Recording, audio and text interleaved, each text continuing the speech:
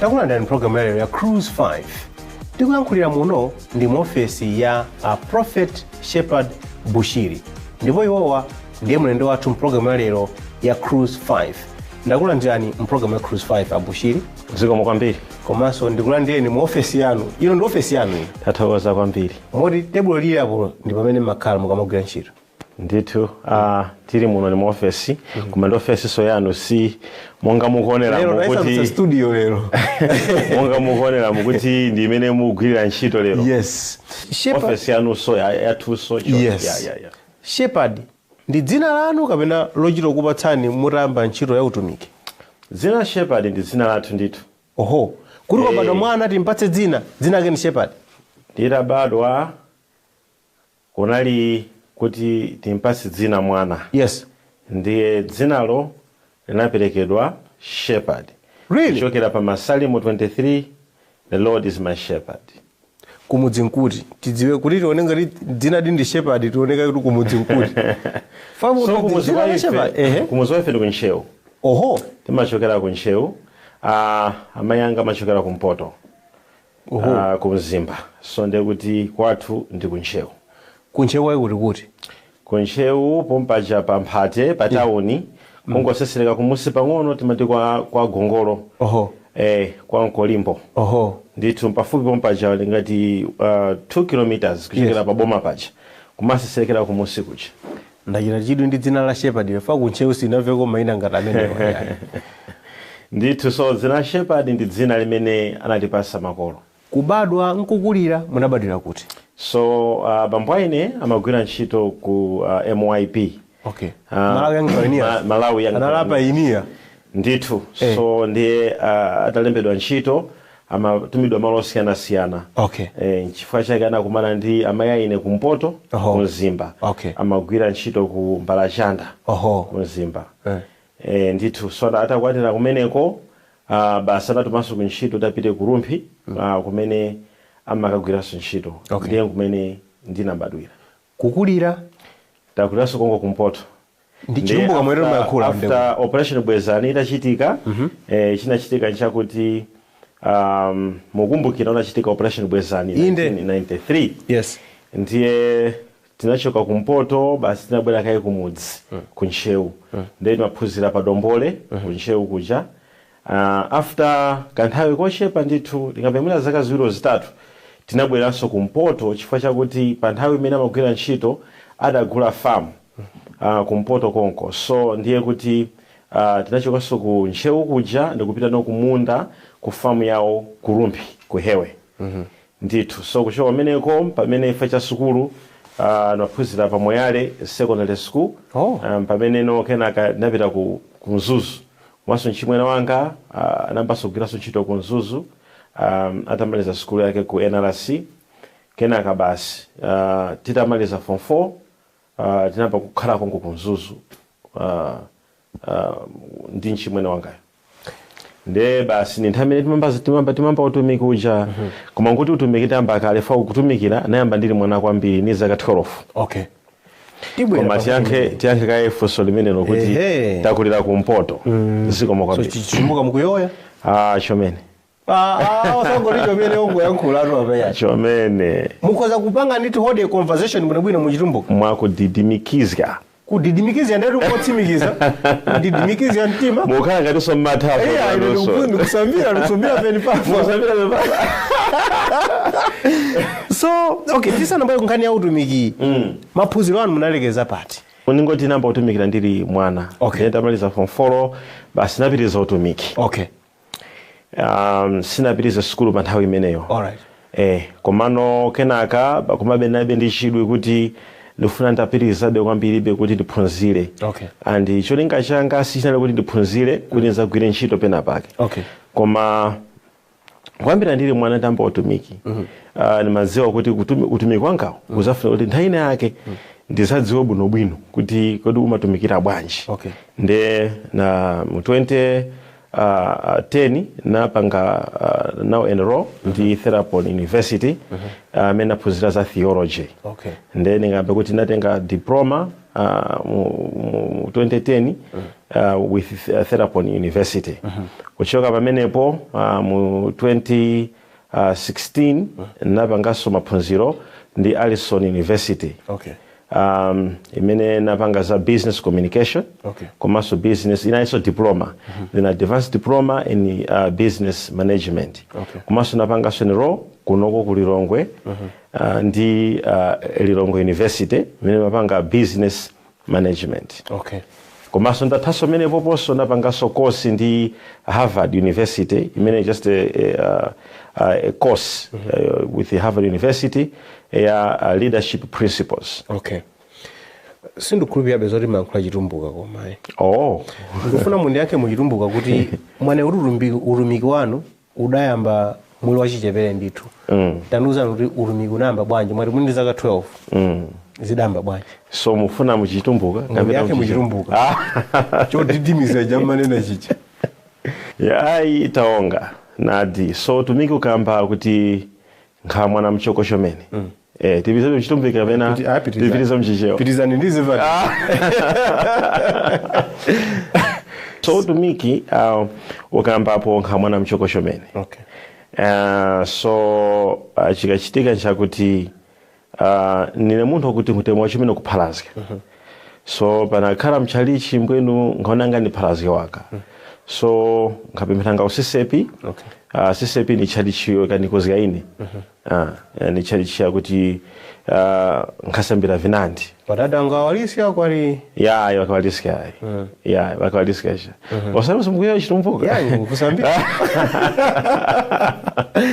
Kumanka kuti mukupita ku chalichi chabe. Yes. Kumaona kuti mukufulumizikitsika. Pomakhala nake ndithu ku Sunday school, timati Sunday school sichoncho. Koma tha ukhala nake ku Sunday school akuti amakhala ukonda kulalikira kupanga chani basi Sunday yakuti mwana ojamika osogolo alalikire ndi zimene ngapanga ine. Okay yabwino. Ndiri mwana urumbi wose kwanthu kudziwa kuti kamwana kamakonda kulalikira kaja chani ndeni makonda kulalikira kwambiri pa nthawi iti imene yoyo koma ndikukula basi meza kuti be munthu ne ndikukonda be zotumikira. Aliyese ku secondary school mena phunzira or primary school amadziwa amene maphunzira limodzi kuti munthu uyu zolalikirazi anayamba nekale mpaka na headmaster akumweyale anene pasapo chibaro chifukwa cholalikira mklasi. Mumakhala busy kwambiri kumalalikira koma ndimakhoza be nambala 1 kumasokoneza anthu momwe aziwerenga wala tijetseka imawo pano ndithu. So kulalikira tinamba ndikale ndikambe choncho ndithu. Chabwino. Tukucheza ndi Shepherd Bushiri program ya Cruise 5. Nyimbo nakona ni makonda so nyimbo. Nakona mukuvina pena pake ndali kuti step imene ndiyakulumphika pena ndiyakumphareka pena ndiyakuti. Nafuna ndipumeka nyimbo yamba. Poyamba makonda nyimbo za mtundu wanji. Nimakonda nyimbo zonse. Okay. Yes, nimakonda nyimbo zonse. Ningambe kuti mina ndiyankha kuti mina ai reggae, ai jani, ndombolo, ai jani. Nimakonda mbiri contemporary music. Okay. Komanso nimakonda so mbiri gospel rap. Okay, yabwino. Okabe amati hip hop. Gospel hip hop. Maimba? Fesmene. Sio kuimbitsani yani ungofuza. Uyo ndikangomuza linde bakaza kuti akubate kuti tabaka zomwezo. Fesmene zozo ndithu zandipita kumbali. Nyimbo namba ndika nyimbo yanje. Tiyambeka nyimbo imene anaimba Great Angels Choir. Yeah. Amati Nzayawe. Akuti sisi zachokera kwa yani? Simungazikwanise, simungazivesese. Makonda kwambira Great Angels. Kwa basi. Muda kweza ndege kupita mpaka no ku dziko la Mkaka ndi kuchi ku South Africa. Kwa basi. Ndi makonda chifukwa chakuti pali nyimbo zimene anaimba amakhanga kuti mwina nyimbo zija anayimbira iweyo. Oho makanga aliyesa kamaziva nyimbo zija. Nyimbo ndi payekha amayitenga personal kuti anthu towa nyimbo iyi ngati ya nyimbo ya Zayawe. Nyimbo ichilimbikiso kwambiri. Akutero tu. Great Angels Choir Nzayawe kukonda kwa mlendo watu program ya Cruise 5 a Shepherd Bushiri.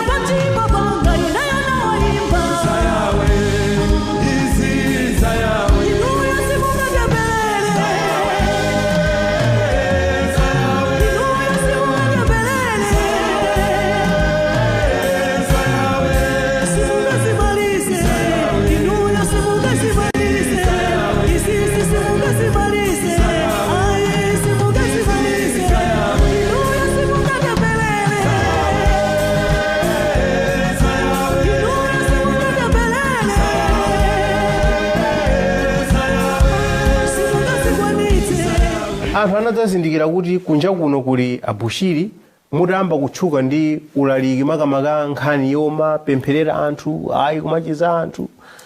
Imakumbukira ananena kuti kukubwera Shepherd Bushiri kuchokera ku Mzuzu kubwera ku Lilongwe munabwera pa stadium pa Silver Stadium. Yes, Silver Stadium.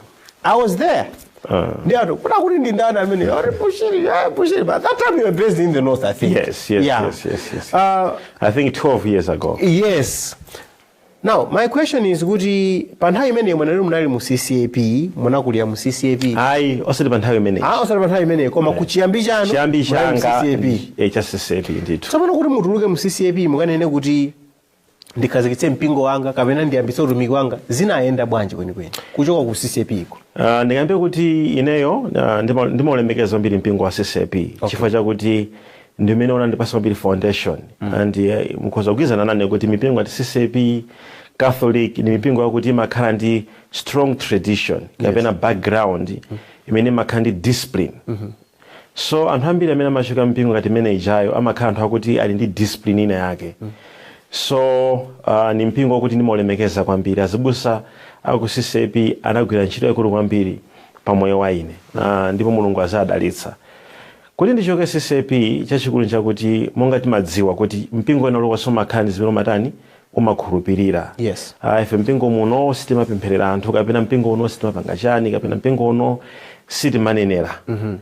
Ndiye ndambotumiki kuja ineyo kwambiri ndimakonda kupempherera anthu komanso ngati Mulungu anipasa mawu ndimuuze munthu matha kutani kodi kumpatsa mawu aja.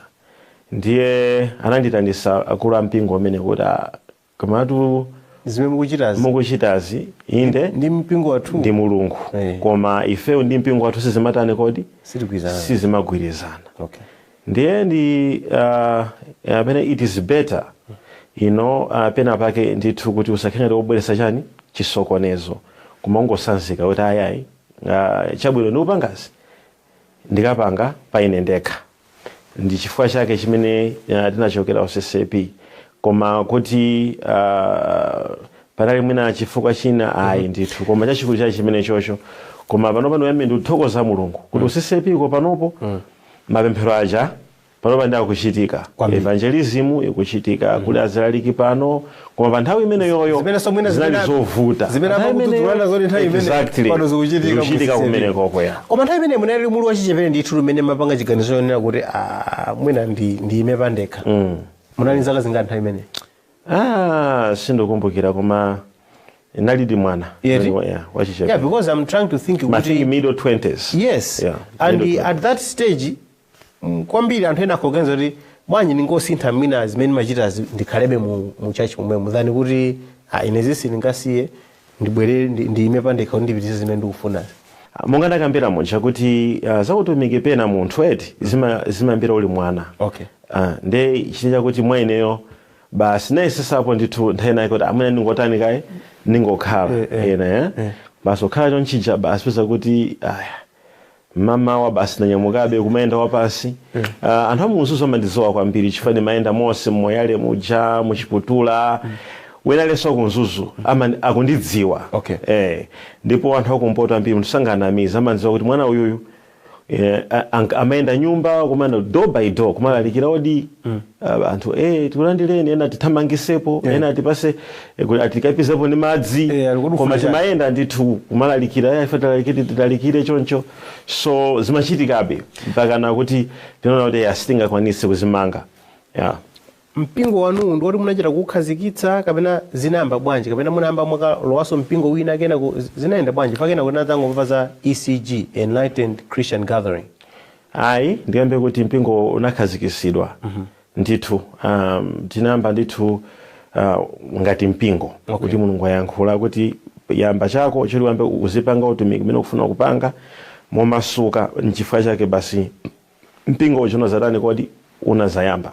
Mulungu anakulankhulani kapena munangoona kuti anthu onditsatira achuluka ndithu? Kuti mipingo sei ilipo yeti wina aliyense amene ali ku mpingo kapena kuti mpingo yambe pamakhala vision. Okay. Pamakhala masomphenya ndiye masomphenyawo aliyense amakhala kuti walandira nimene kuchimvera kuti nambe mpingo soka kuli CCP kakuli Katholiki kaya kuli chani sizinangoyambayi mulungu ndithu anayankhula kuti chinthu chitani kodi chiyambe chikhalepo koma sipaliponse panokhala masomphenya ena mango azimasazo kutheka koma ni ntchito ya mulungu ka angoyamba okha kaya mulungu ayankhula koma nkhani yakulu ndi yakuti anthuwo akupanga ntchito yotamandika yolalikira uthenga wa mulungu. So utumiki wanu umaoneka kuti unakula ndithu kwambiri kuno ku Malawi mpaka na dzina anthu anamba kumatchula hayi Abushiri kuchoka ku Mzuzu kubwera ku Lilongwe. Nabwera kuno ku Lilongwe nakhala muno ku Lilongwe timatumikira kuno kotero Crossroads kena zapita kuchini uko kumene ku MCP headquarters ntameneyo kusali mene kulili panopo. Okay. Ndiye kuchoka mene popo so pano pamene limatani kodi limapita ku South Africa. So chopita ku South Africa it was a simple thing. Komanso yambe kuti kwambiri anthu ambiri amona ngati makhala ambiri ku South Africa koma ndimakonda kwambiri kuyenda kupita maiko osiyana. The vision was to establish more other branches in different parts of the world. Kuno ku Malawi tinali tapanga kale ma branch ambiri ngati visionaire kapena muno kwa vision ya mpingo umayenera kuti utani kodi uyende upite malo osiyana. So malo amene anali conducive kuti kozomayenda pathayi imene yoyo kwasegula mipingo kwina ndi kwina inali ngati South Africa. Nchifukwa chake pathayi imene ija tinapita umeneko. Anthu ena amaona ngati kuti munathamangira kupita South Africa musanamange maziko enieni kuno ku Malawi munangopeza kuti basi kungotere basi uyo wapita ku South Africa. Ayi ndithu tili maziko muno mu Malawi district inali yonse tinasegula ko chalichi malo enali onse kuli mpingo. So tikambe kuti kuli maziko tinawo maziko akulu kwambiri. Komabe zimene munakachita ku South Africa ndi zimene mmachita kuno zinali zosiyana. Zimasiyana bwanji? Kukula kwake chifukwa mutapita ku South Africa mpamene anthu kuti kuti zinthu zimafika mpaka na masaizi yawo. Muneneri salemekezedwa kwawo nkhani yakulu ndi imeneyo. So South Africa kokhayayi olonso tipite ku Zambia kumene kuti malemekezedwa kwambiri ku Tanzania timalemekezedwa kwambiri. Komabe ngakhale zili kuti neneri sana ngakhale zili choncho alipo ena amene ayambitsa mipingo kuno ku Malawi imene so yakula kuno ku Malawi kusiyana ndi imene unakulira mpingo wanu. Ngati imene unakulira kunja iwo mipingo imene yakulira kuno ku Malawi konkuno. So nkhani ya neneri kuti salemekezeka kwawo ndi aneneri ngati anthu mukambawo chifukwa ngati ndaneneri mukamba za neneri tikuti neneri salemekezedwa kwawo kana terapo neri munapita kuti mukalemekezeke kufoti kuno simukana isiza ulemerero tukamba za kukula kwa chani kodi kwa mpingo. Okay. Ndikambe chinthu ichi kuti muno mu Malawi utumiki wa uneneri wabwerapo mpano tini tradition yathu pamene mipingo yamamba muno mu Malawi inabwera ndi azungu. Okay. Atabwera muno mu Malawi achine David Livingstone anapanga establish machalichi muno mu Malawi komanso ma Catholic ndi azungu anabwera munomo. Ndeto sefe ya Malawi tinakula ndi kapena kuti ndi chizindikiro chakuti mipingo imene tikuiza muno mu Malawi ndi iyi inachoka kunja Anglikani, Katholiki, CCP, Manifested. So mpingo ena uliwonse umene umabwera after that woti wachokera muno mu Malawi umapasidwa mafunso ambirimbiri mpaka napano. Chitenga nthawi yayitali kwambiri kuti Malawi azayambe kuvomereza kuti ngakhalenso Amalawi omwe muno mu dziko muno akhoza kukhalanso ndi chani kodi ndi mautumiki kapena kuyambanso mipingo. So chimenecho njimene chinapangisa kuti anthu pena pake pazikhala ngati resistance kapena kumazipanga distance chifukwa chakuti mipingo yambiri mitima idzo muno mu Malawi ndi mipingo yakuti azigogo athu angapemphera kumeneko, abambo athu amphera kumeneko, komanso nafenso tinabadwira kuti komweko. Ndekena kalikonse kamene kubwera panopo ndikachilendo. Mwandimvesesa nchimodzimodzinso ndi Yesu Khristu uja ku Israeli. Kunali mipingo imene inaliko nkale ya Mafarisi, Masadusizi, onse aja anakuti alikale konkucha. Atabwera Yesu Khristu akuti iwenso ndiwe ndani. So chimachitika nchimene chocho ku nkhani ya mipingo kuti anthu pena pakebe basi mu dziko mwakomo amakhabe ndi mafunso awiri atatu sizimalephera kuchitika zimenezo. Koma nkhani yakulu kwambiri ndi yakuti mpingo ndi malo amene timapita kukapemphera kandi wa CCP kandi wa Katolika. I think ni nthawi yakuti anthu tizilemekezana mipingo kandi ine ndimalemekeza mpingo ena uliwonse. As long as kumene mapita ku anthu aja amakalambira Yehova ndi mpingo. mafunso amene mukunenawo ndi oti mwina amene timakhala nawo anthufe kapena maganizo amene timakhala nawo ndi akuti anthu mmachoka kuno ku Malawi kupita mama ku South Africa kumene kuno kuti kumapita atumiki ambiri ochokera kuno ku Malawi sindidziwa chifukwa chani koma ena amaona ngati mapita amene kufika choti anthu aku South Africa mthumba mwawo ndi mofundirako pang'ono kusiyana ndi anthu akuno ku Malawi ndi akati nthawi ya chopereka chimakhala chodzaza dengu kusiyana ndi kuno ndi amati tipita kumeneko kumene kuli chuma chambiriko anthu amaona ngati it's more of an economic decision. Nkulakwa chifukwa chakuti pena sitimadziwa mahistory ya anthu chimodzimodzinso monga munifunsira mafunsomo history anga simaitani kodi simaidziwa. Ngati ine pamene mapita ku South Africa nkuti nditasegula kale television munomo Malawi ndikudziwika ndi kale nandi program pa TVM every day. Anthu amachoka kale mene kosiyanasiyana mobwera kuti 2012 2013 nkuti ndili kale munomo Malawi 2014 anthu amachoka maiko osiyanasiyana amabwera kunoko ku Malawi. So someone kuti akambe kuti yayi munapita South Africa from masatira ndalama kapena chani nkulakwa monga ndakamba kale muja kuti masomphenyanga chimene mafunika panga kumene kokosho chinakwaniritsidwa tini mipingo pena paliponso South Africa ku Botswana ku Namibia kwina kulikonse pali vision ndikuchoka kuno ndikupita uku ndikufuna kuti pa zaka is mipingo ikhayatsegulidwa konsekonse uku ndiko so chachikulu ni masomphenya. Ngakhale mukunena kuti kuno ku Malawi mwadzala mipingo pena paliponse koma tikaona zimene mwachita ku South Africa zimene mwachita kuno ku Malawi masomo zimaoneka ngati zazikulu munachita ku South Africa chifukwa ngakhale wankhula pano mwabwera kuno ku Malawi koma sikuti muli ndi malo anu amene munganene kuti mpingo wathu kumene kandi headquarters kandi yani ndi uku mugwiritsa ntchito malo amene muchito pangalendi. Tiyambe kuti chifukwa chakuti kukula kwa chalichi yathu masomphenya athu manga chalichi munomo mulilongwe ndi chalichi yaikulu kwambiri imene titapereka ku city for approvals kunoko kulilongwe sanayipanga approve pachifukwa zakuti ndi chalichi yaikulu kwambiri komanso ni malo amene tinagulawo sizimagwirizana according ndi ku city ndi amatipanga let me say kuti for 10 years ma approvals osamapangidwa ayi. Nthawi DPP munga mukudziwa kale kunali ngati ka resistance pang'ono kamene mpaka pano sindimadziwa kuti chinachitika ndi chani komano munga tikudziwa kale kuti mukudziwanso ngati azitola nkhani kunali ngati kuti Bushiri pa nthawi imene ija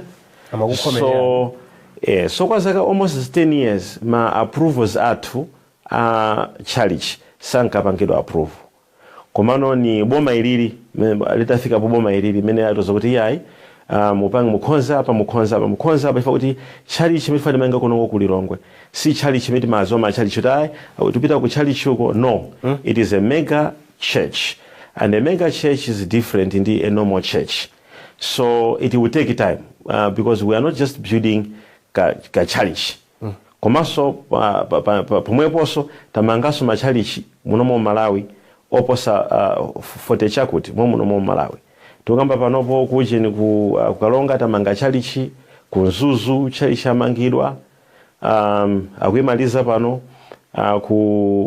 kudedza kuli chalichi koma zonsezo anthu ena samadzowa ngoti unamangepo chalichi koma tamanga mipingo yambiri zedi tamanga machalichi ambiri zedi imene sitinamange ndi yakuno kuno kulilongwe komanso ku Blantyre chifukwa kuti ma plan ake ndi machalichi akulu kwambiri amene ali kamene ambe kuti ma model ake ndi ma capacity ake otenga anthu ambiri zedi so akufunika kuti kukhale ma approve komanso komanga kwake pamafunika zinthu zambiri ikadakhala chacha kuti kungomanga chalichi tikadamanga kalekale koma ndi design ya chalichiyo komanso ndi maonekedwe ake kukula kwake capacity yake yomapangisa kuti ndithu pazikhabe kuti simungamange apa mupange motere so there are some technical things we are dealing with.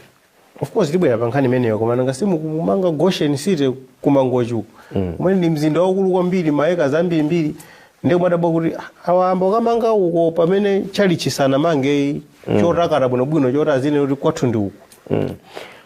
Mongaso makamba za Goshen City kumene kokoso tikukumanaso ndi chaniso ma compliance issues omwewo. Pali zinthu zambiri sitinayambe kumanga umeneko chifukwa chakuti akufuna tipangenso chaniso comply. So compliance in compliance, you have to comply and you have to do as a citizen of the country, we have to. So chacha kuno kumana kamba mo sikuti pa nthawi imene ukamba apa pai yakhala nthawi yayitali kwambiri ayi. Boma ilili mungana kambira mo ikuti pasa advice kuti pangani motere akupanga architects komanso anthu athu akupanga they are working on those issues. Koma tukamba kuti delay yayikulu kwambiri inachitika pa nthawi imene kunali ulamuliro wina uja mbamene samatipanganso or approve. That's where the biggest delay was. Talking about compliance, I would like you to comply to my request yoti musankhe nyimbo yachiwiri mprogram ya Cruise 5 together ndi Shepherd Bushiri. Ikhala nyimbo yanji? Nyimbo yachiwiri ikhale Hills and Valleys ya Taurine Wells. Taurine Wells akuti kupatula kutumikira ngati mbusa kapena ngati prophet. Timaonanso kuti mmakangalika kwambiri kunkhani ya business. Zachokera pati zimene za businesses chifukwa amene mukuneneramo ubwana wanu kwambiri kunali kulimbikira nkhani ya zopemphera kumalalikira kumatani koma panopo anthu amatha kunena njuti you are a businessman. Ma business anamba bwanji? Well, business is something that is in a person. I would put it in that way because you may agree with me that all people in the Bible, starting from Abraham, Moses, Isaac, they were not just men of God as some people are made to believe. These were men who used their resources, their brain, in order to support the work of God. Ndiye ineyo ntaona kuti umutumiki umafunika zinthu zambiri. Umafunika munthu ukhale kuti uli ndi TV, anthu alipire masalale, upanga zinthu zambiri. The church cannot manage to support a great vision that a visionary has. That's why naona kuti kuli bwino ndizipanga zinthu zanga zimene zindithandizire kuti ndizipanga support utumiki wanga kapena the ministry which God gave me. So that is what made me to start thinking big. What can I do in order to support the work of God? And that's where now the vision of starting business started coming. And apart from that, I'm a person who, I'm a concept person. I'm a type of a concept person. I like having concepts, you know. And I want to see those concepts coming to pass into reality. So that's where the business mindset came from. I've been following some of your interviews, and I wonder if some of the claims that you make in your interviews are actually true. Because I watched a certain interview where you're talking about the fact that you owned a university, you owned sugar plantations in Sudan, mines in South Africa, you started a mobile phone company. Are these things actually on the ground as we are speaking? Yeah, I would say actually probably even much more than what you have just said. It's just the fact that most people know me as a pastor or as a prophet because I don't front my business side. And this is a big question to so many people, more especially here in Malawi, where they say, well, this guy, where does he get his money? You know, but all my businesses are right there. If you go on Google, you can just Google. You'll find all my businesses right there on the internet. If you talk about South Sudan, while you see so many projects there, if you go on Google, we have done it there and we are doing it there. So we do a lot of businesses, but most now I'm much investing so much in stock markets. And that's where much I'm focusing on now. So if we talk about business, yeah, it's true. We do businesses, as I said, but it's unfortunate that I don't front, you know, that type of... you talk about the mobile phone. I think we had Zodiac. They came to South Africa. Yes, PSP Mobile. Yeah. Where is that? They came to South Africa when I was launching the PSP Mobile. A big launch, so, yeah. And then after that, nothing happened. Were you there? Did you come? No, I did not come, but I followed it closely. And then after the launch, nothing happened. No, nothing happened. What happened? We made a great fortune from that business. But eventually, as a business person, you have to balance between risk and uncertainties. So we had to pass at some point in time, and the best business person is he who knows when to walk out from a particular business. Amamba kuti ozwa kuvina amadziwa nthawi yotani kodi yotuluka mbwalo. So we had at some point in time to find a way of leveraging and walking out of that project and investing into something different. So I'm a business person. As I said, that most people, they go like, Kodi Bushiri ndama mazitenga kuti? Bushiri ndama mazitenga kuti? Yet on internet, if you go on internet, everything is there. Oh, zinazoka manga Google zimangotela pomwepa. Sizimoneka kuti beyond that, there's anything happening on the ground. Yeah. Like the sugar plantations you talked about and the mines that you talked about. When you go on Google, you don't find anything beyond. Makanga tika website kodi kangolembedwa kuti munthu akamene munene anthu akamanga Google zituluka. But beyond that, I don't know if you can actually tell us these businesses, what's the real value of the businesses? It's almost like you just claim that you have these businesses. No, it's not such type of a claim, as I said before. Kuti, like you're speaking about plantations, you talk about agriculture. It's something that sometimes you do agriculture, you farm and you harvest, isn't it? And you have to continue the project. I will just talk about the sugar plantations you just spoke now. Actually, it's still there, and I wonder what you say if you go on the internet, it doesn't show, and all that. But we're still doing that, the project. However, that's not much of my focus, as I said before. My focus much now is on stock markets.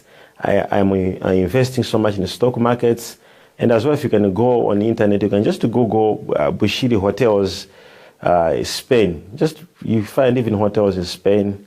In Europe, they're there, and they're running. Let's talk about your ministry now, which admittedly has grown very fast. Koma pali zinthu zina zimene zimachitika zimene anthu ena amakhala kuti azizifunsa mafunso ambiri. Mwina poyamba anthu amene major profit. Kodi ndi title yangodzipatsa kapena you are actually I don't understand why they call you major profit. Okay, so the word major prophet is in two ways. Okay, as I said, I'm a person who grew up in a background where everybody looked me down and everybody told me I want to make it in life. As I told you before, I remember one time being punished because my teacher at that time thought I was useless and crazy. And one time I remember being told by the teacher to say, "You'll be the poorest guy in this class." So because of my background, as I said, we know in Malawi people have got this, with prophets because they think it's strange, it's new, and it's all those type of kind of things. And because of that, I had no one to motivate me. I wake up in the morning, it's a newspaper against me. I'd wake up in the morning, it's a neighbor against me. I'd wake up in the morning, so I had to what is called self-motivate. And I say, you know what? I'm gonna face this. I am a major one. And that's where it came from. So, when people are confused, they think it's something like, oh, he's claiming he's God, he's claiming he's all those type of things. Actually, that word is self-motivation. Major one. So you call yourself major one? Major one, yeah. That's basically is something that motivates me. Okay. When I face a challenge, I go on the mirror and I begin to look at myself and say, you know what, you're going to do it. And I was, as I told you before, I was at Moyari Barracks secondary school. So we were being taught by soldiers and majors and all these type of people. I see. I know who majors were. And I know my father, he was working with MYP, and he was also a major. Okay. So I know that from the level of, you have to, and some battles in life are not given to weak soldiers. So I had to motivate myself and tell myself when I'm low, when I'm down, I had to go in the mirror and say, you know what, you're a major. So the military concept of thinking I have to fight, I don't have to give up, kept on coming in. I had to move on. I thought because the word major prophet actually exists in the Bible, but the major prophets in the Bible I have said that two ways. Yes, I haven't finished the second part. Okay. Yeah, I've said that two ways. All right. Yeah, so that's the first part. Okay. All right? That's the first part. All right. Secondly, in other churches, you have got bishop and you have got archbishops. Okay. And people have no problem with that. So in the prophetic too, you have got prophets, and you've got senior prophets, and you've got major prophets. Okay. And people have got a problem with that. Major and prophet. You can even have senior major prophets. Okay. I'm not a senior major prophet. I'm just a major prophet. Okay. Okay. We have senior major prophets. I'm not a senior major prophet. Okay. But you see, people have got a problem because it's prophets. Yet in the other churches, you've got even Lord so-so. You know, you have got even Ambuye so-so. And you see, those are just titles. Come on. It just demonstrates the hierarchy which you carry in that particular organization and institution. So in my church, I've got other prophets who minister under me. All right? I've got prophets who minister under me. Now, when someone comes and says, I want to meet a prophet, they have to know that in this church, there are senior prophets and then there are major prophets. So major prophet means in our institution that you might be above some other grouping of prophets. Yes. In your institution, not so he's above other prophets of other institutions. We are talking about our institution. In the Bible, the term major prophet is usually used to describe prophets who wrote long books, longer books than others, like Isaiah, Ezekiel, and others, as opposed to other minor prophets who didn't write very long books.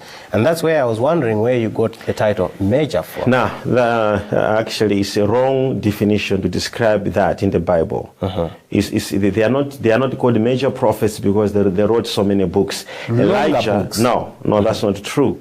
Because Elijah was a major prophet, yet he didn't write in a book. So where do we put him? Do we put him on the minor prophets? The answer is no. But Ezekiel, he Jeremiah, is a major prophet, not because of what they wrote. It is their responsibility. So you look at Moses. Moses had other prophets which were under him. Okay. You look at Ezekiel. There were so many prophets in his days. You look at Elijah. He had actually a school of prophets. You look at Elisha. He had actually a school of prophets. So prophets, they are not just called major prophets and minor prophets because of what they wrote.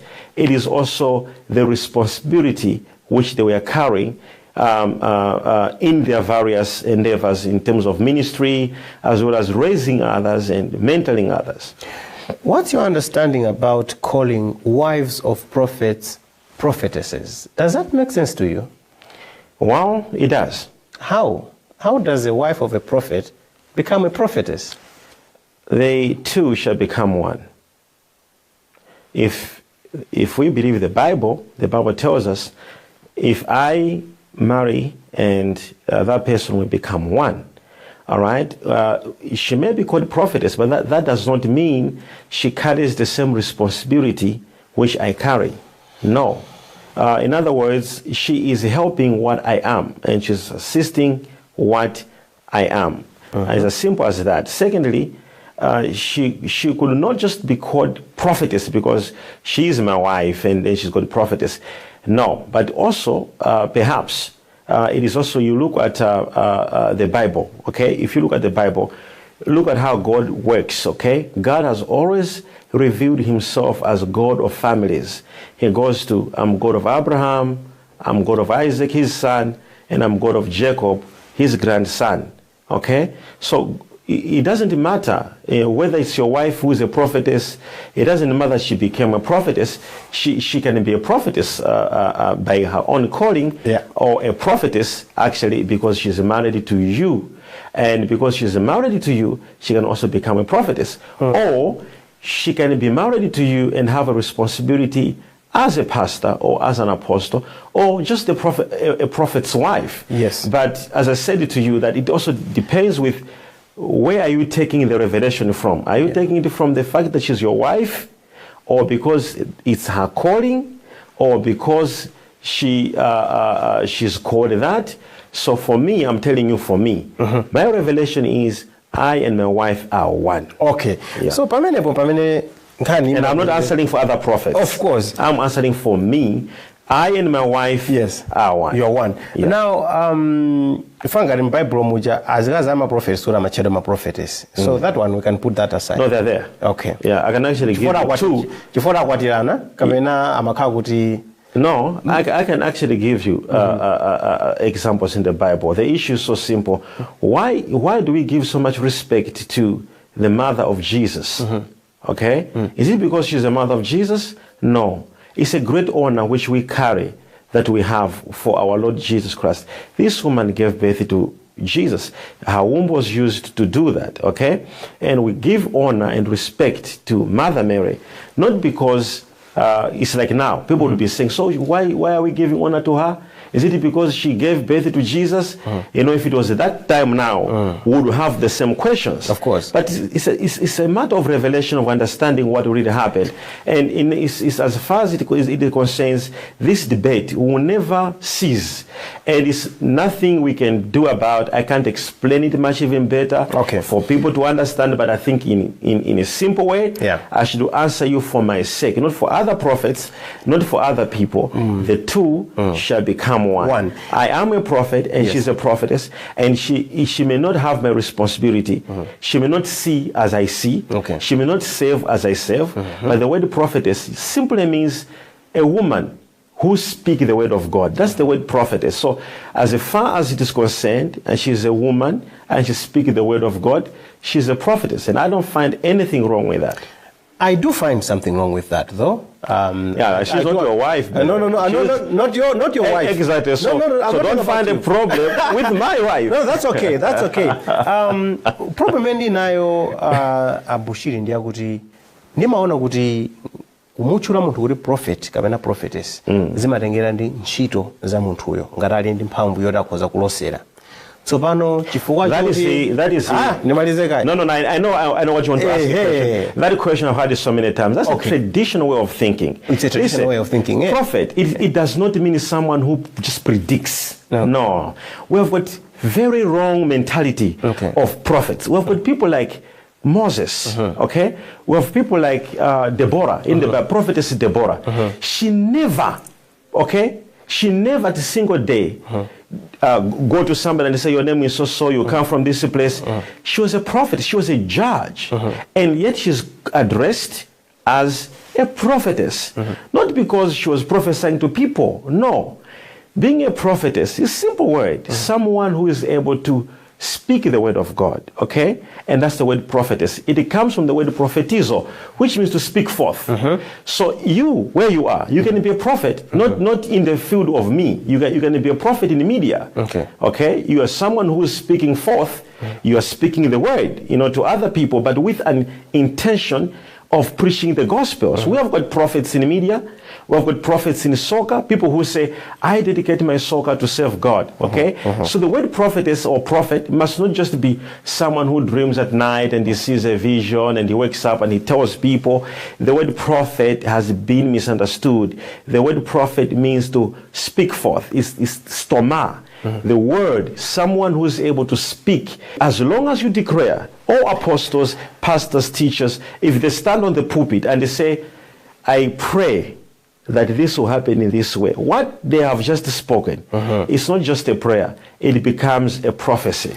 Zangu ngati kuti it's more fashionable than spiritual. Mmene zikuonekera kuti chifukwa wanda prophet akangokwatira awa amene timadziwa kale kuti sanali prophetess, suddenly tiyamba kuwatcha kuti prophetess, and mostly chifukwa yoti akwatirana ndi prophet, not because of the works that she's doing. All right, maybe let me give you my background. How I married my wife. Okay. Exactly. I think maybe we should start from that point. Because as a prophet, as I said before, the Lord spoke to me to say, you're going to marry a prophetess. All right. And I didn't know who this woman would be. Okay. And later on, when I met my wife, okay, I had that conviction to say, this is the woman. And I met my wife when she was in 40 days fasting. Okay. And that's exactly what confirmed what God told me, that she will be a woman of God and who will be, and she was working, she's a professional, she was working by that time.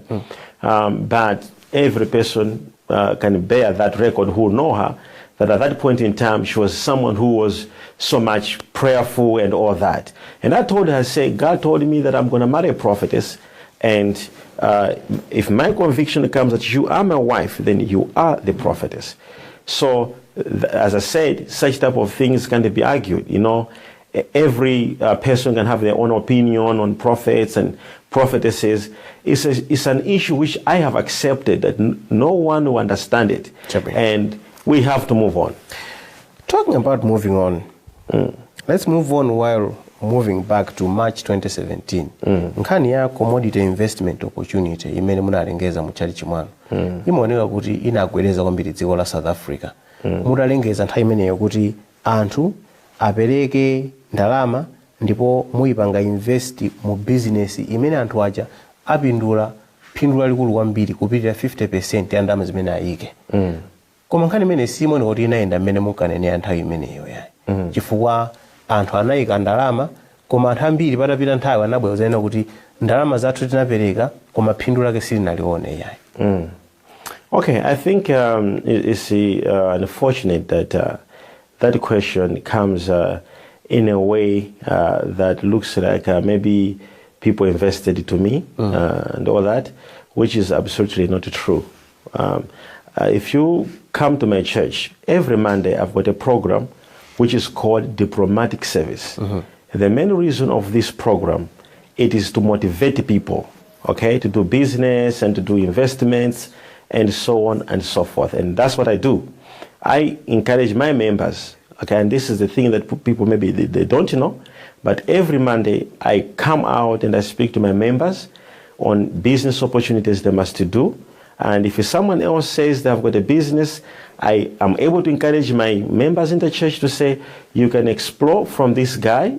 He has got a business opportunity and all that. So there's no any moment and no any time where I came and say, I have a business opportunity, come and put money into me. No. If you speak about that, you are referring a situation where maybe I commended some company or some organization, not necessarily to do with me. And no one, I should tell you this, no one can come out and say they deposit the money into my account on any business transaction. Well, that may be the case, but these are words that you said. Bring this money, bring cash, and we are going to invest it in a business where you make 50% profit. And people invested in that because they heard from you assuring them that if they invest, they'll get their return. I have just explained to you. I have said, it is true. I do come out and speak to people. It's not only once. Even last week I did the same thing. Okay. Somebody came up with a business concept and told me, and I came out and I spoke to the people and I said, wow, there's this business opportunity. If you invest this amount of money and these will be the returns you're going to get. I do that every Monday. I speak to my people and they invest. And in the business, there are risks. And sometimes the business can go well and sometimes business can't go well. So that's the business side. And if you ask me to say of a particular moment, I may not maybe be able to remember which moment you're talking about, but for so many moments, including last week, I spoke to my members and encouraged them to do so. And that's what we do. And what would you say to those people who invested but never got their money back? Well, that's business. If I do a business, business is either you make a profit or you make a loss. And when you are selling for any deal or any business, it's either you win or you lose. So if people invested the money in another business, as I said, no one ever deposited the money into my company or my personal company. I can agree with you that I do come out and encourage people to invest in different portfolios and the advantages and disadvantages. So if people invest in that business, if they make money, well, praise be to God. And if they don't make money, well, it's a loss. And that's business, because business is about making profits or making a loss. Talking about making profits, let's talk about winning and winning people who are watching this program by selecting the third song. Maybe they like that song. What is the third song going to be? Let me say, let's go to Gwamba. Yes. Zizakhala Better. Zizakhala Better. Ari ndi mbale wanu Gwamba. Yeah, he is. Chibale chake chikubwera motani? He is my wife's young brother. Oh, really? Direct brother? Yeah. Direct brother. He's my wife's young brother. But you see, I like his heart. You know, Yes. The boy has got this thing of working so hard. He has Yes. got passion, and he has got a very good group of people Yes. who also work very hard, by the way. and he's one of the great artists in terms of, as I said, I love gospel hip hop, and it happens that my in-law is a gospel hip hop guy. Kumpanga promote tsopano to Mulamu. Kani ndio sanka nyimbo. Yeah, I know it's not about promoting the guy. It's not about promoting the guy. It's not about promoting, but the guy, as I said, he's one of a huge fan. You've got a huge fan in your brother-in-law. Kukonda comment watu program ya Cruise 5. Shepherd Bushiri. Akuti gwamba zitakala better. Zitakala better.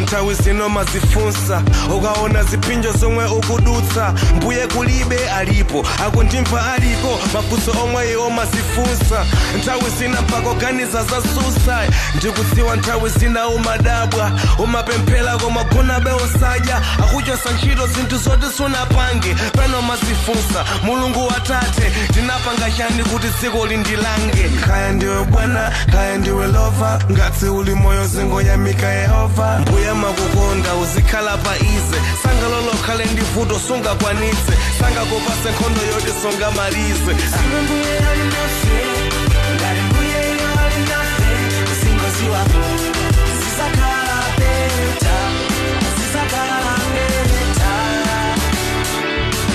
mbuye atisamala mavuto panendele alitangata singoziwa zisakhala beta zisakhala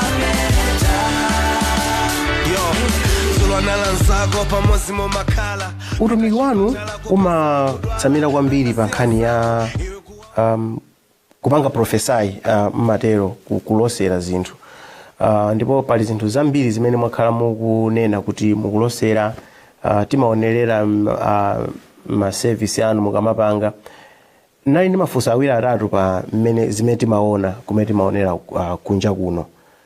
Poyamba zija zoma mutchula munthu dzina lake ayi inu kwanu ndikuti dzina lanu ndilakuti ndikuona mu fridge mwako ndikuona muli tomato ndikuona muli zakuti zimene ndi zokhudzana ndi mawu a Mulungu ngati yeah zimaoneka ngati kuti mukungolongosola zinthu zimene mwina munazimva pena pake ndi mukungofuna kuti munthu uja azizwe kuti zinthu zimene munthu wazidziwa bwanji pamene sizokusola. You see such type of questions I find them not worth answering. Chabwino. Yeah. So allow me not to answer that because you see, it's like going to a Muslim and telling him, "Mavala mikanjo." You know, those are personal questions for my faith and my religion, and I really don't find that question suitable to answer. But when you go in the Bible, you find the moments when Jesus himself is predicting to people. Ezekiel is telling people what's going to happen in their lives, where they're coming from. If you read again, Jesus Christ in John chapter 4, he's telling a woman everything about her life. And again, you see Jesus prophesied to Nathaniel, telling him that I saw you sitting under the fig tree. And Nathaniel is shocked to say, who told you that I was sitting under the fig tree? So one coming to ask Jesus to say, what you are doing there, tell us, is it true, is it real? I don't think he would answer you as well, because these are spiritual things. As I said before, things of God are believed or not believed. There are two ways. It's either you believe or you don't. So to answer such type of a question, it's very tricky and very difficult because someone still will be like, I don't believe that, I don't believe that. So you can't convince somebody, and my calling is not to convince people to believe in me. My calling is to convince people to believe in Jesus. Whether they call me fake, I don't care about that, but my Jesus is not fake. So to answer questions of Mabanga Professor Ichonjo, is it true, is it what? I really don't think it's necessary to answer that, because it's an issue of faith, and it's my religion and my faith, and I love doing it because I believe that God speaks to me, and so I don't want to answer much about that. Are you a Satanist? Come again? Kumwalira kwa mate. Zina nula chulidwapo. Inu ndemangano ndiyo rani pankani mene.